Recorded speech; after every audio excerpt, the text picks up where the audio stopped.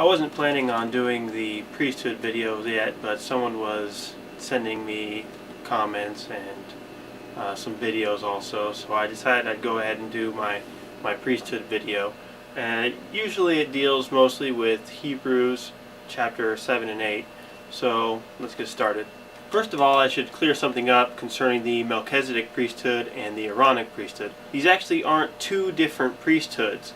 There is one priesthood. According to LDS theology, priesthood is just God's authority, and sometimes God delegates this authority to men. So there is no two different authorities. It's God's authority, and for a limited time God delegated his authority through Moses to Aaron and their sons, and it was called the Levitical priesthood. This was actually a limited priesthood, sometimes called a lesser priesthood or a preparatory priesthood, because when the Israelites left Egypt, they had some bad habits and were sometimes disobedient, so God gave them a preparatory priesthood that was temporary, basically. And before that priesthood there was Melchizedec's priesthood, which is actually not Melchizedec's at all. It's called after the order of Melchizedec, but it's really God's priesthood that he delegated to Melchizedec.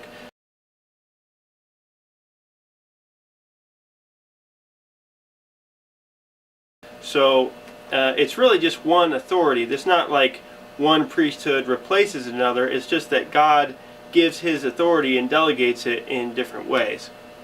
So when Christ comes on the scene, they say he arises another priest after the order of Melchizedec. He has the fullness of the priesthood, and it's an eternal priesthood that lasts, after death and forever.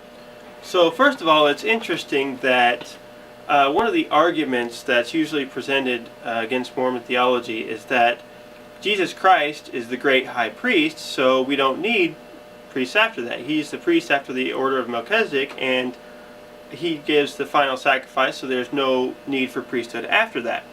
And because he has the so-called unchangeable priesthood. However, it's not really unchangeable. In fact, the very text of Hebrews chapter 7 verse 12 says that there's a change in the priesthood. So that's not really a contradiction. It's just the word unchangeable is actually permanent. So Christ has this permanent priesthood, and that's found in several translations. The most recent scholarship shows that permanent is the best word, and that shows that it doesn't really contradict with the other verse here. But the point is he has this permanent priesthood.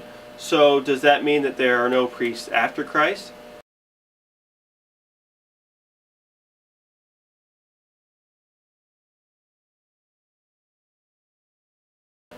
And that's kind of the argument that is presented to Mormons. However, they kind of ignore the context of this chapter. If you look at the beginning of chapter 7 of Hebrews, you see that it starts talking about Melchizedek. For this Melchizedek, king of Salem, priest of the Most High God, without father, without mother, without descent, having neither beginning of days nor end of life, but made like unto the Son of God, abideth a priest continually. So you see, Melchizedek had this priesthood as well. It's after the order of Melchizedek. He had the priesthood, the permanent priesthood.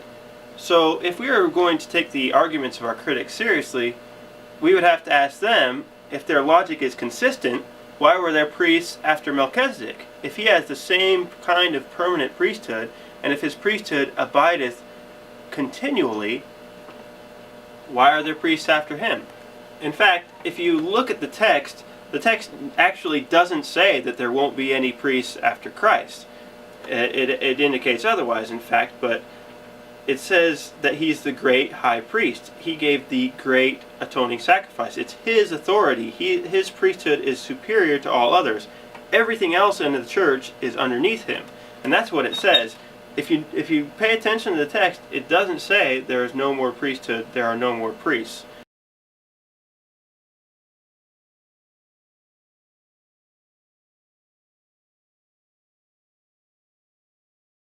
Furthermore, the text of the New Testament also calls Jesus Christ the apostle. So using the logic of our critics, that would mean that there are no apostles after Jesus Christ. That's not true. He ordained 12.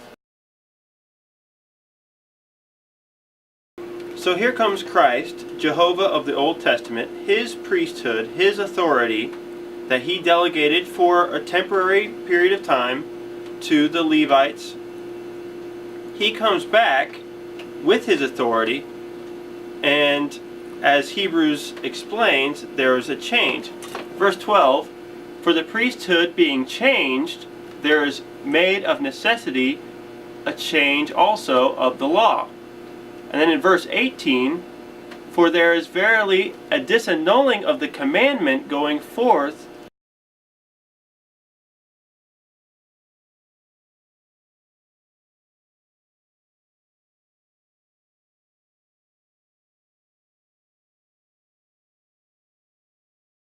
Usually the criticism is, well, Jesus wasn't a descendant of Aaron, and Mormons don't claim to be descendants of Aaron, so how can they hold the Aaronic priesthood? But, as it just explained, the priesthood was changed, there was a change in the law, and there was a disannulling of the commandments, because the commandment was given that only the Levites would hold it.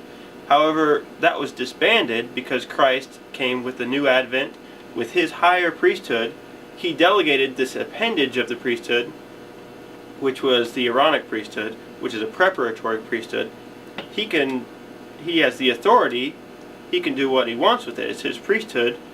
So there was a change in the priesthood and a disannulling of the previous commandment, including the Mosaic law, eye for an eye, burnt sacrifices, and the idea that only Levites could hold the priesthood.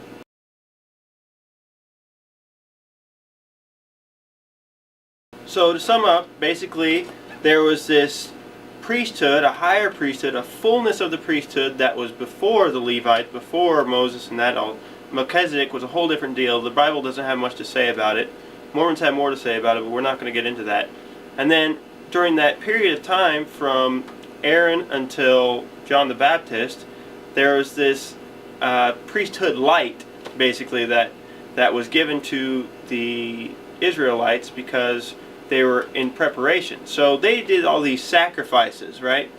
Pointing towards Christ's ultimate sacrifice. They're called atonement sacrifices. And so they were doing all these preparatory ordinances and kind of outward signs, but they were all pointing towards Christ's ultimate sacrifice. So when Christ actually performed the atoning sacrifice, the real one that paid for the sins of all mankind, that did away with those commandments to do burnt offerings and everything like that. But it didn't do away with the priesthood. It went away with the commandments and the law, and that's what the text in Hebrews says. It doesn't say he did away with the priesthood. Read it carefully. So he did away with the commandment of the law of do the sacrifices, and then from that point on, there's no need to do atonement sacrifices. Instead, what we do is ordinances that remember Christ's sacrifice. So, baptism, laying on of hands for the gift of the Holy Ghost, Lord's Supper. Those are the ordinances that we look back towards the sacrifice of Christ. And Christ ordained these members of the church to have power and authority to do these things. So Christ continued to delegate his power and authority, i.e. priesthood, to other people, but he remains the head of the church that he set up